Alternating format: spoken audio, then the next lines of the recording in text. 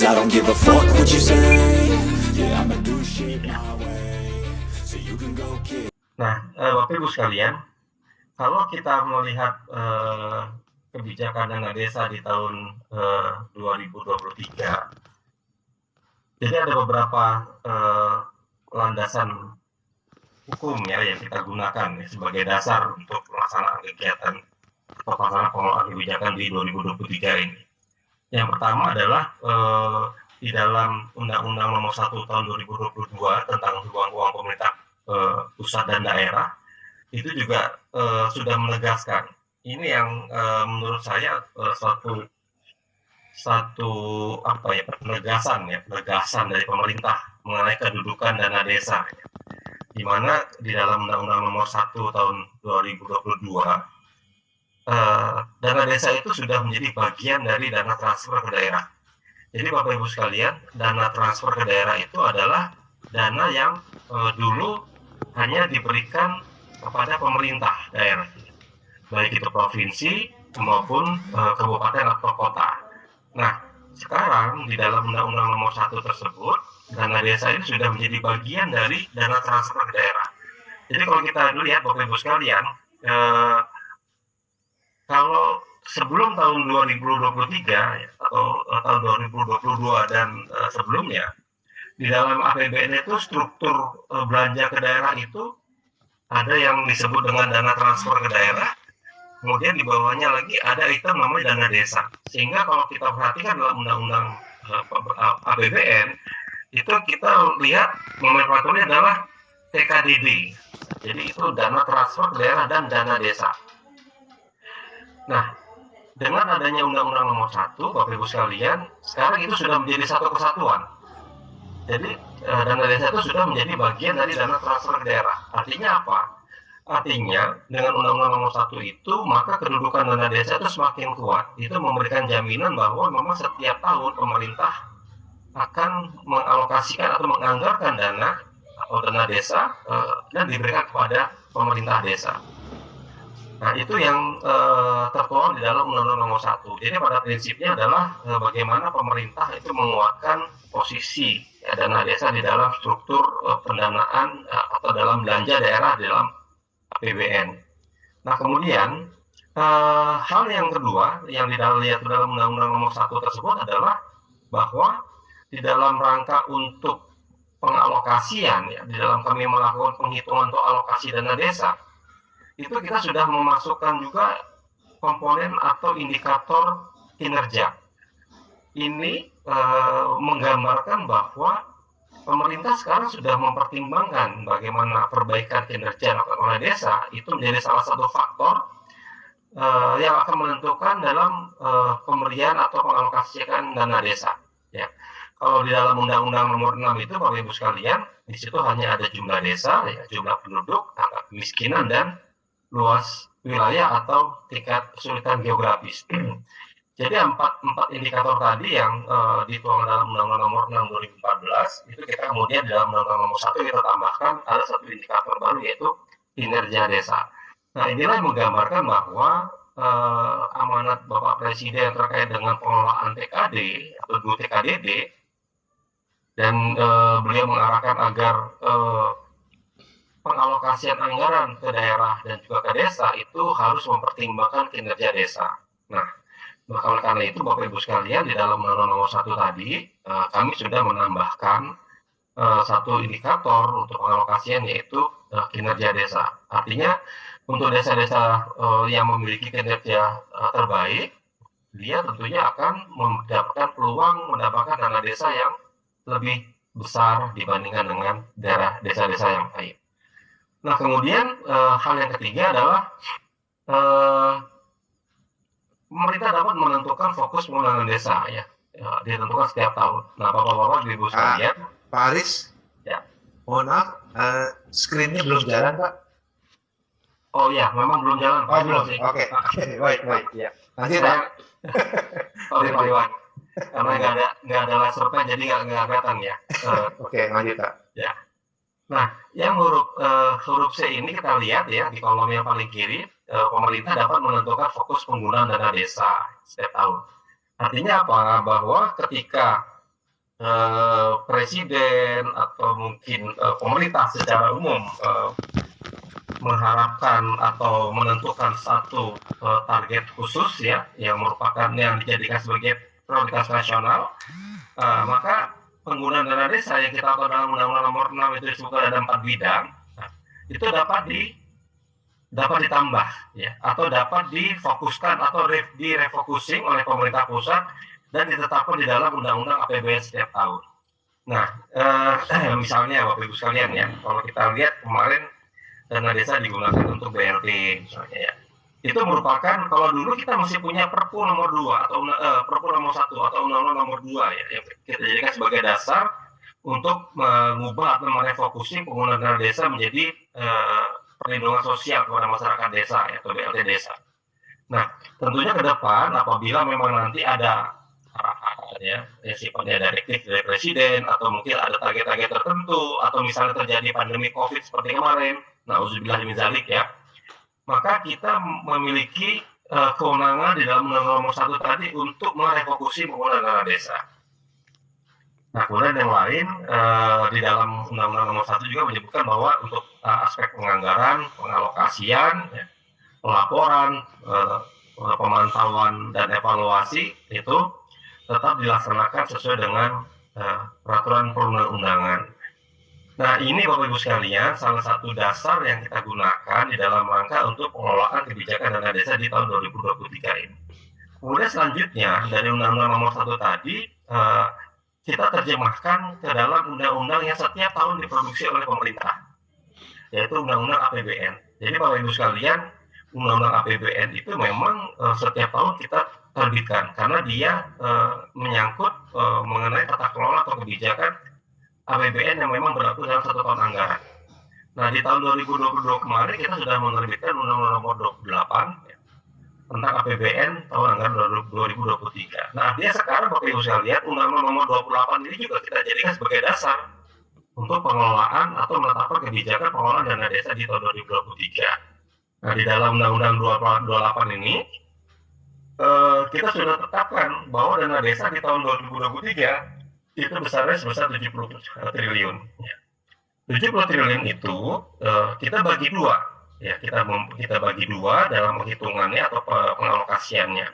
Yang pertama kita sudah bagikan kepada seluruh desa di Indonesia itu sebanyak 68 triliun.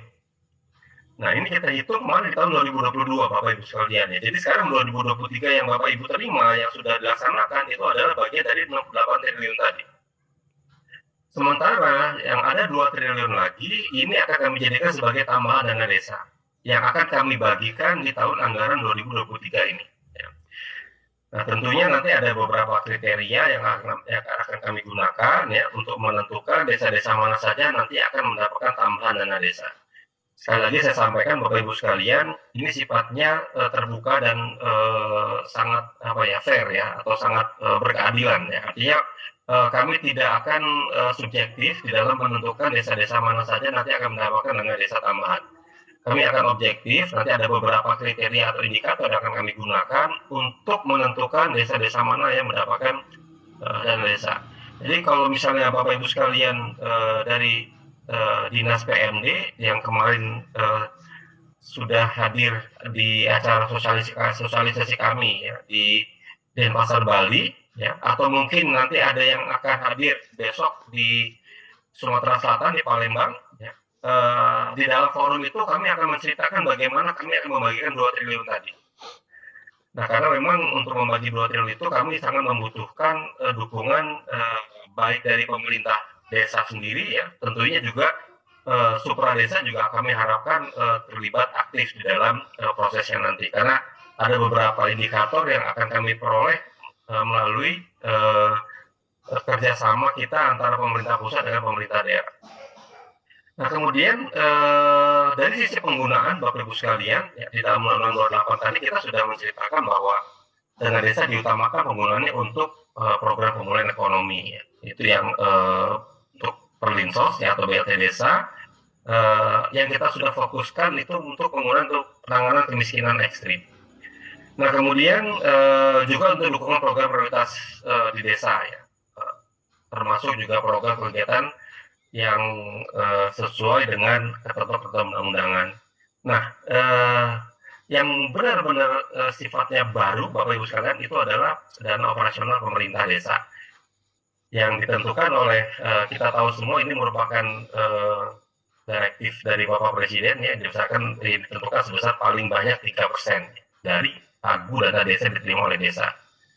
Nah, sementara di dalam Perpres 130 tentang rincian APBN 2023 ini juga sudah kita masukkan ya rincian dana desa per desa yang per kabupaten kota, mohon maaf ya, per kabupaten kota. Kemudian di dalam PMK 201 2022 kita sudah mengatur mengenai bagaimana penganggaran, pengalokasian, kemudian pengutamaan atau refocusing penggunaan ya, diatur dalam Undang-Undang 28, kemudian mengenai penyaluran, penatausahaan, pertanggungjawaban dan pelaporan, pemantauan evaluasi, dan juga klausul mengenai kemungkinan adanya penghentian atau penundaan penyaluran dana desa. Atau kalau dulu Bapak-Bapak Ibu sekalian lebih mengenalnya dengan klausul sanksi. Kami kemarin mendapat arahan dari Kementerian Kementerian Kumham bahwa klausul sanksi itu sebaiknya diubah langsung kepada substansinya saja. Jadi Bapak Ibu sekalian, sekarang namanya bukan sanksi lagi, tapi langsung penghentian atau penundaan penyaluran. Nah, inilah beberapa regulasi yang kita gunakan Bapak Ibu terkait dengan bagaimana tata kelola dana desa di tahun 2023. Kemudian kita lanjut, ini ada beberapa arahan Bapak Presiden ya terutama pada saat dilaksanakannya Silatnas desa di tahun 2022 kemarin ya, di Istora Senayan atau di GBK tanggal 29 Maret 2022, di mana di dalam acara Silatnas tersebut Bapak Presiden menyetujui usulan untuk dana operasional pemerintah desa ya, untuk tahun pertama ini 3% dari pagu dana desa setiap desa. Kemudian beliau memberikan harapan bahwa tahun-tahun berikutnya itu akan bisa meningkat 4 atau 5% ya, besarnya.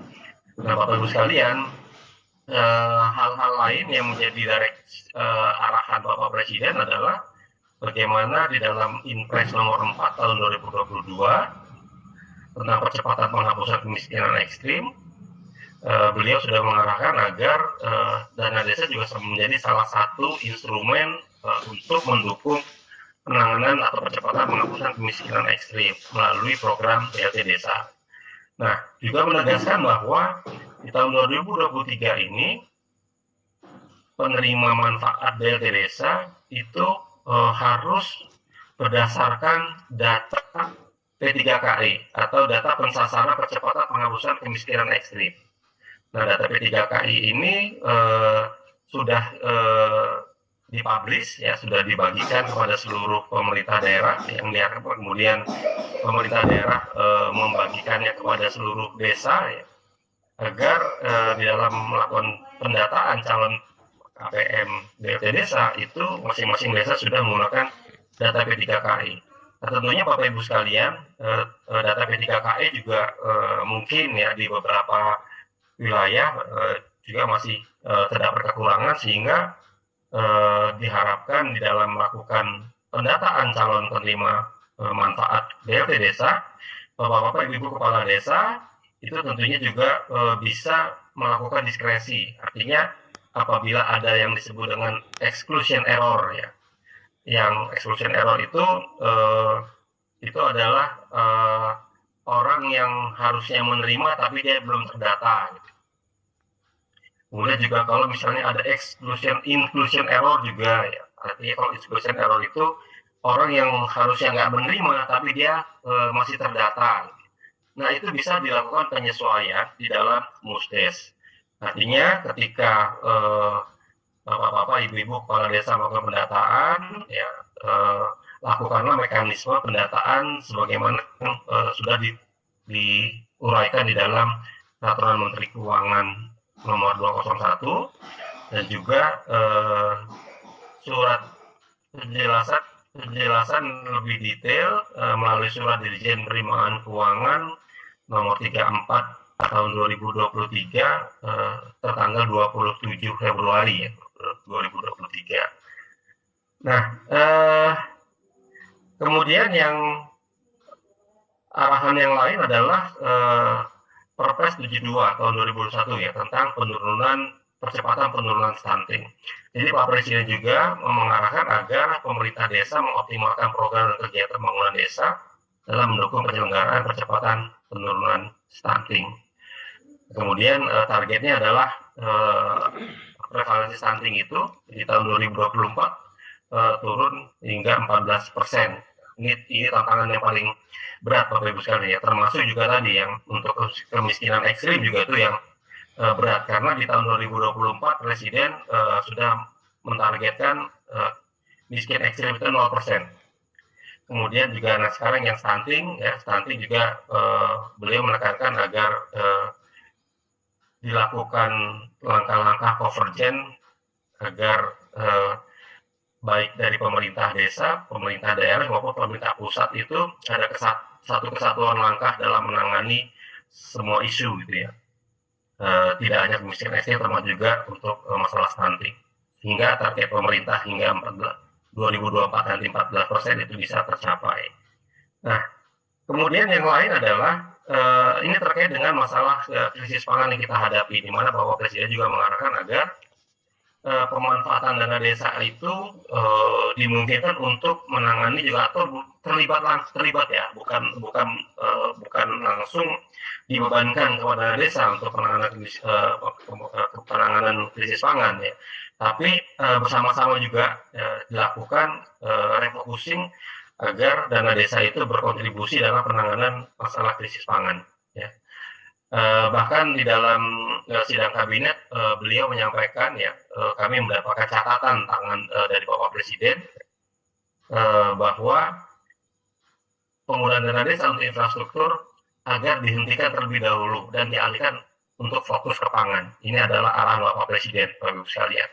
Nah, demikian concernnya Bapak Presiden kita, sehingga beliau mengatakan bahwa yang selama ini beliau selalu prioritaskan nomor satu mungkin ya, masalah infrastruktur, tapi ketika kita mengalami krisis pangan, beliau bahkan mengatakan bahwa infrastruktur itu agak dihentikan dulu. Nah, ini tentunya bisa menggambarkan bagaimana urgensi untuk penanganan ketahanan pangan Bapak Ibu sekalian ya. Sampai Bapak Presiden apa istilahnya ya, mengcounter sendiri apa yang sudah menjadi prioritas beliau terkait dengan penyediaan infrastruktur.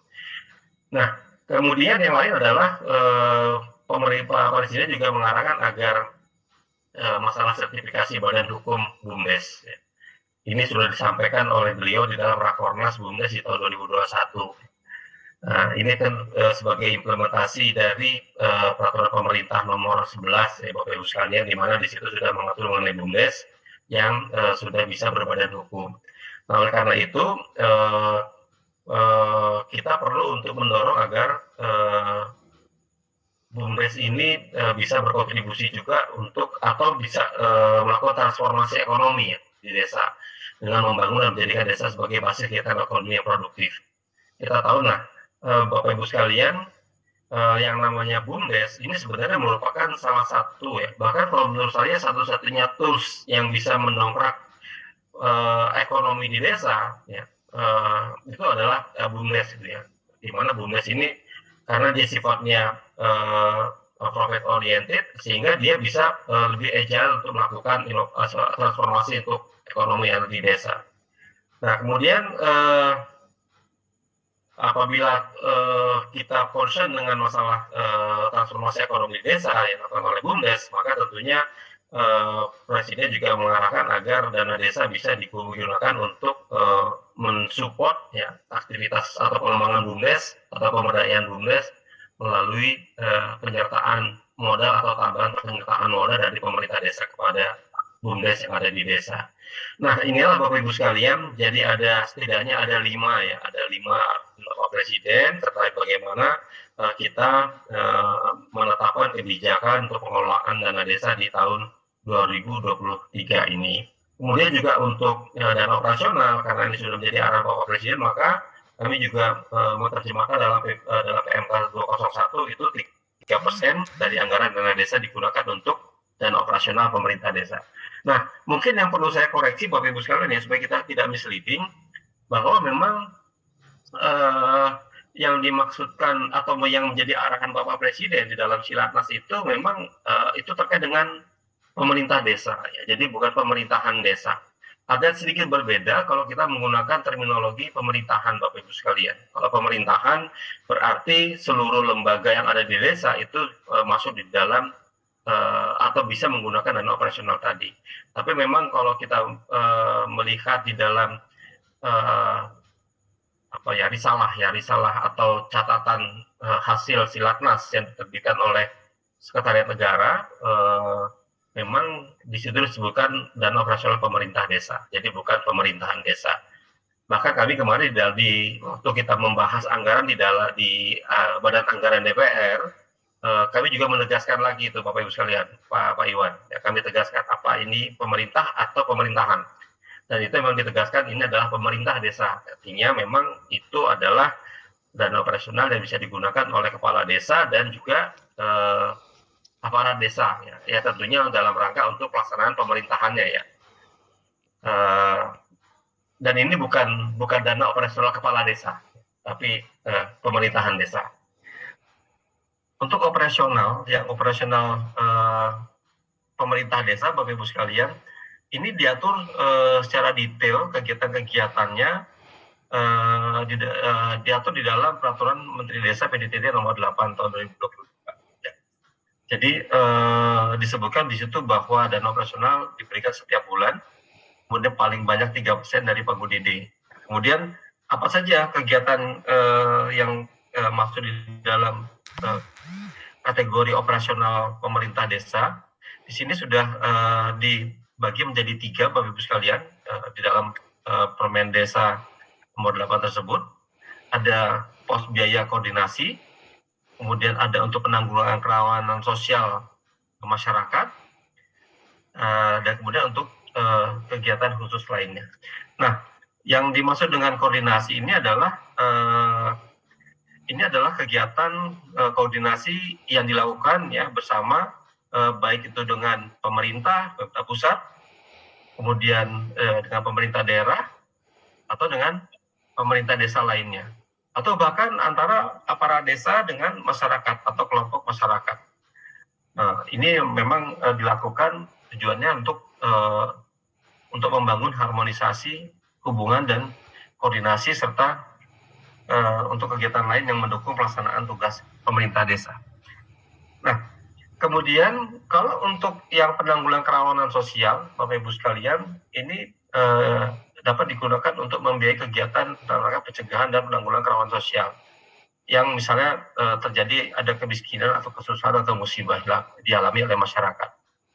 Kemudian terdapat keterbatasan dana untuk melakukan sesuatu yang sifatnya mendesak.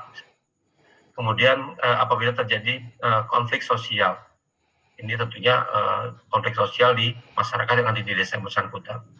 Kemudian juga apabila terjadi bencana yang menimpa warga atau masyarakat. Nah, inilah yang kegiatan-kegiatan yang bisa menggunakan dana operasional 3% tadi yang kita masukkan dalam kategori penanggulangan kerawanan sosial masyarakat.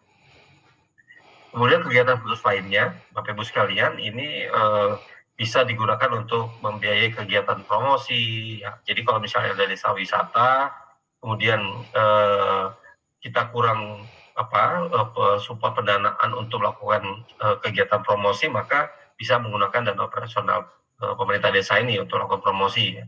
Kemudian untuk protokoler misalnya apabila ada acara-acara tertentu, gitu ya. Kemudian untuk mendukung hal-hal yang sifatnya memang pelaksanaan dari kegiatan yang sudah diterapkan oleh APBDes. Ini salah satunya bisa jadi seperti ini, Bapak Ibu sekalian. Kita tahu ya, pemerintah mewajibkan pemerintah desa itu untuk menganggarkan atau melaksanakan program BLT desa. Nah, sementara untuk program BLT desa itu sendiri, sebenarnya pemerintah desa itu membutuhkan tuh ya misalnya anggaran untuk atau biaya untuk melakukan sosialisasi atau pada saat melakukan pendataan gitu ya, apakah itu bentuknya snack atau kudapan ya, atau mungkin konsumsi yang lainnya, atau mungkin biaya transport. Nah, untuk hal-hal yang seperti itu Bapak Ibu sekalian, itu bisa menggunakan dana operasional 3% ini gitu ya, untuk menutupnya. Kemudian juga di sini kalau misalnya Bapak Kepala Desa atau Bapak Ibu Kepala Desa atau para kita ingin memberikan apresiasi ya pada masyarakat yang berprestasi misalnya gitu ya. Kemudian juga untuk kalau dulu itu setiap acara 17 Agustus itu kita buat acara lomba-lomba gitu ya, ada lomba olahraga, seni dan sebagainya. Itu bisa juga kita gunakan menggunakan dana yang 3% tadi. Tentunya juga untuk penguatan rasa kebangsaan dan kesatuan, kemudian juga untuk memberi apresiasi kepada orang atau masyarakat yang membantu tugas pemerintah desa. Nah, inilah 3 kelompok besar Bapak Ibu sekalian ya, yang bisa itu di dalam uraian kegiatan operasional pemerintah desa. Artinya memang kalau kita lihat di sini dana yang 3% tadi memang itu digunakan untuk mendukung pelaksanaan pemerintahan desa sebenarnya. Jadi bukan untuk kepentingan pribadi apakah itu aparat maupun kepala desanya, tapi lebih kepada bagaimana kepala desa dan aparat desa bisa terbantu dengan adanya dana yang tadi dalam rangka untuk melaksanakan pemerintahannya. Nah, kemudian yang selanjutnya Bapak Ibu sekalian, peraturan Menteri Keuangan dan kemudian juga peraturan Desa nomor 8 tadi itu kemudian diperkuat oleh Menteri Dalam Negeri ya, melalui surat edaran yang diterbitkan ya, nomor 100.3.2.3 ya, yang mengenai kode rekening belanja operasional pemerintah desa yang bersumber dari dana desa. Nah, tentunya Bapak Ibu sekalian, di dalam surat edaran Menteri Dalam Negeri tersebut, itu disebutkan bahwa kegiatan prioritas penggunaan dana desa, ya, termasuk operasional pemerintah desa yang bersumber dari dana desa, dilaksanakan dengan memperhatikan kewenangan desa. Artinya apa? Jadi memang yang dilakukan, ya kegiatan-kegiatan yang dilakukan dengan menggunakan dana 3% tadi, itu tetap berada di dalam level kewenangannya pemerintah desa. Jadi tidak boleh untuk melaksanakan kewenangan supradesa misalnya, kemudian atau di luar kewenangan sifatnya personal atau pribadi. Jadi semuanya tetap memakai kewenangan yang menjadi tanggung jawab pemerintah desa. Nah, kemudian juga Menteri Dalam Negeri juga menegaskan ya, dengan menambahkan kode rekening khusus untuk kegiatan operasional pemerintah desa 3% tadi. Jadi ada bidang pemerintah desa, nah di dalamnya ada sub-bidang penyelenggaraan belanja penghasilan tetap, ada tunjangan dan operasional pemerintah desa, dan juga kegiatan operasional pemerintah desa yang bersumber dari dana desa. Kodenya 1.1.08. Nah, ini Bapak Ibu sekalian, jadi dengan adanya kode rekening belanja operasional pemerintah desa ini memudahkan teman-teman nih, teman-teman pemerintah desa, aparat desa ya, untuk menganggarkannya di dalam APBDes. Nah, bagaimana cara menganggarkannya Bapak Ibu sekalian? Di sini sudah selanjutnya kita bisa lihat ya, di dalam SE tersebut juga mengatur bagaimana menggunakan ya atau mengaplikasikan kode output tadi. Jadi untuk kode output 1108.01 ya, untuk koordinasi pemerintah desa, ini inline dengan tadi yang di dalam Permendes 8 ya 2022, bahwa di situ ada biaya koordinasi pemerintah desa. Nah, ini diberikan kodenya 01 Bapak Ibu sekalian ya. Jadi kalau untuk hal-hal yang sifatnya itu untuk pelaksanaan pemerintahan desa ya, tadi yang koordinasi antara pemerintah dengan pemerintah daerah, dengan pemerintah desa lainnya, dengan masyarakat lokal segala macam ya. Kemudian juga untuk pelaksanaan tugas, dukungan untuk pelaksanaan tugasnya pemerintah desa itu masuk dalam kode output yang 01. Nah, inilah nanti Bapak Ibu sekalian di dalam APBDes kita itu nanti dicantumkan berapa yang mau kita gunakan untuk biaya koordinasi pemerintah desa. Itu dianggarkan. Nah, kemudian yang kedua adalah untuk dukungan penyelenggara pencegahan dan penanggulangan kerawanan sosial. Ini diberikan kode outputnya adalah 02 ya, atau 02. Jadi kode depannya sama 1.1.08, kemudian kode belakangnya adalah 02. Jadi semua nanti kegiatan-kegiatan atau pendanaan untuk kegiatan dukungan penyelenggaraan pencegahan dan penanggulangan kerawanan sosial itu nanti dia masuk dalam satu kelompok ini ya, menggunakan kode 02. Nah, kemudian yang ketiga adalah dukungan acara seremonial ya, apa yang tadi disebutkan protokoler ya. Nah, ini masuk dalam kelompok yang kode outputnya 03 Bapak Ibu sekalian. Jadi kalau untuk yang kegiatan untuk seremonial tadi, yang untuk protokoler dan untuk pemberian apresiasi dan sebagainya, itu masuk di dalam kelompok yang nomor 3 ini. Jadi untuk penganggarannya sendiri, ketika Bapak Ibu sekalian menyusun RAPBDes, tentunya kita sudah tahu berapa dana desa yang akan diterima oleh desa kita. Nah, misalnya kita ilustrasikan ya supaya lebih mudah aja ya. Misalnya dana desa yang diterima di desa A itu sebesar misalnya 2 miliar misalnya, atau 1 miliar aja biar lebih mudah. 1 miliar ya. Maka tentunya dana operasional pemerintah desa yang bisa kita anggarkan adalah sebesar 30 juta rupiah.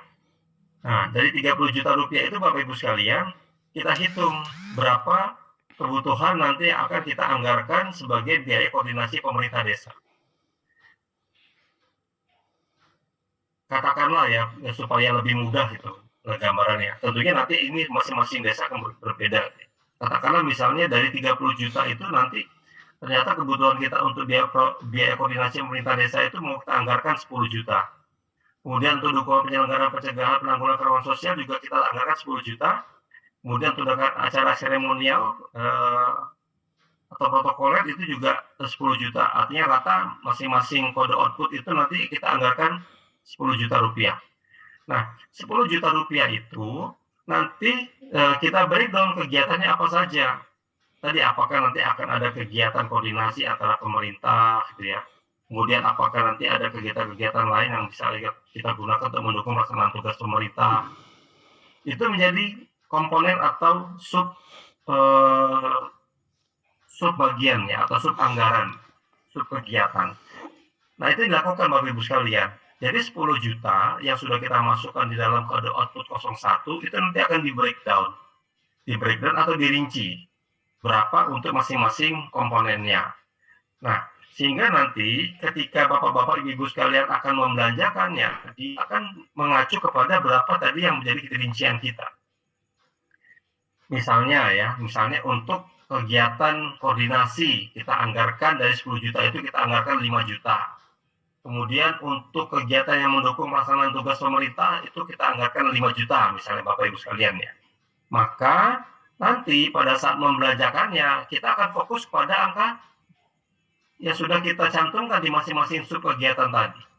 Jadi untuk kegiatan koordinasi tadi 5 juta, jadi mungkin nanti kalau misalnya ada kegiatan perlu dilakukan, nah, pemerintah desa, ya, melalui kepala desa dan aparatnya, nanti akan mengeluarkan bukti pengeluaran sebesar berapa yang dibutuhkan untuk kegiatan tersebut.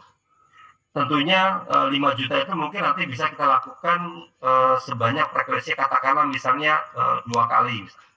Maka masing-masing itu akan membutuhkan 2.500.000 rupiah. 2.500.000 rupiah. Nah, tentunya nanti yang dipertanggungjawabkan Bapak Ibu sekalian itu adalah ketika setiap kita membelanjakannya, ya, ketika mengeluarkan uang itu dari kas desa, itu nanti harus dipertanggungjawabkan.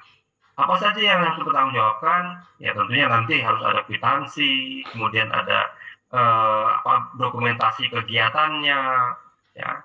Kemudian nanti mungkin kalau kita membeli sesuatu atau menyerahkan sesuatu ada berita acara serah terimanya. Nah, itulah yang disebut dengan bentuk penganggaran, pelaksanaan anggaran dan juga pertanggungjawaban. Semua aspek atau semua output yang kita posting atau kita anggarkan dalam APBDes ya dengan menggunakan kode output yang sudah atau dalam SE Mendagri, SE 100 Mendagri, itu nanti akan dilakukan serupa atau sama. Itu sifatnya mutatis mutandis. Jadi dia akan sama semua. Pada saat menganggarkan juga demikian, pada saat dia melaksanakan juga demikian, dan pada saat melakukan pertanggungjawaban juga demikian. Artinya memang tidak ada yang kita sifatnya gelondongan gitu ya. Tidak ada yang sifatnya gelondongan. Jadi kalau tidak boleh Bapak Ibu sekalian, misalnya kita sudah memposting di koordinasi pemerintah desa sebesar 10 juta, kemudian kita ambil uangnya, kita belanjakan, kita anggap itu sudah selesai. Tidak demikian ya. Jadi artinya memang itu tetap harus kita laksanakan berdasarkan prinsip pengelolaan keuangan desa yang sudah diatur dalam Permendagri nomor 20 ya, 20 2018. Nah, demikian Bapak Ibu sekalian kalau kita mau bicara mengenai bagaimana tata kelola dari dana operasional pemerintah desa yang 3% tadi. Jadi prinsipnya tetap ini harus melalui proses penganggaran APBDes, kemudian membuat rincian kegiatannya dari masing-masing output, kemudian kita posting berapa anggarannya, kemudian nanti pertanggungjawabannya dia harus menyesuaikan dengan berapa biaya yang sudah dikeluarkan atau kita gunakan. Kemudian per kegiatannya. Jadi kalau untuk kode output 01 dia ada berapa kegiatan, nanti di situ dalamnya itu yang dipertanggungjawabkan. Begitu juga dengan 02 kalau dia digunakan untuk penanggulangan kerawanan sosial, misalnya berapa yang digunakan, kemudian kepada siapa diberikan, siapa yang menerima, berita acara penerima, serah terimanya, kemudian foto-foto dokumentasinya, itu adalah bentuk dokumen atau pertanggungjawaban yang harus dilakukan oleh pemerintah desa ya ketika menggunakan dana yang masuk dalam kode output 02. Demikian juga yang kode output 03 ya. Nanti kalau ada acara keagamaan atau ada acara seremonial bidang olahraga dan sebagainya, itu akan sama.